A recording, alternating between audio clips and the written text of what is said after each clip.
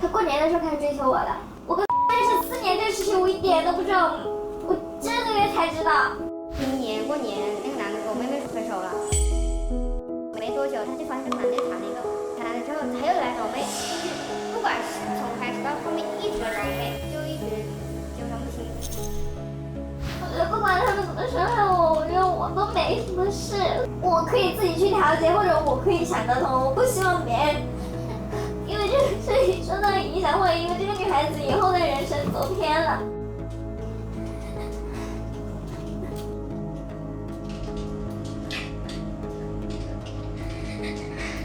从某种程度上来说呢，你们都是受害者，你别太激动了。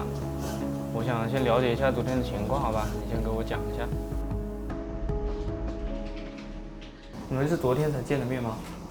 是的。之前都没见过面？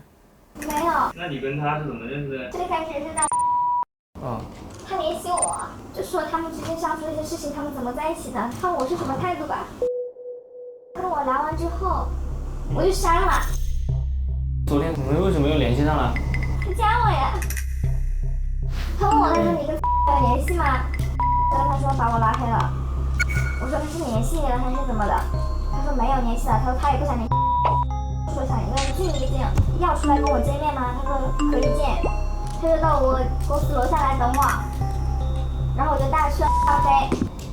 他让我把叫出来，我以为把叫出来就真的是聊清楚这个事情，给这个女孩子一个交代。我就把叫出来，他们就开始说不上2句，这女孩子就把东西一刷，说要去见她父母。上去之后，她情绪表现的也是很稳定的一个女孩子，也很有礼貌。你觉得是个什么样的人呢？有时候就比较偏执嘛。他们聊完之后呢？然后女孩子就出去了，然后他爸爸跟他妈妈还都说过要送她回家嘛。他们不需要嘛。意思是你们之后就没有联系了？他出去之后开始给我发信息，他就说你看到他们家的反应了吗？对不起，原谅我说了你的事，我是想看他们家的反应。我说没事，你注意安全。他说我朋友是不是给他打电话了？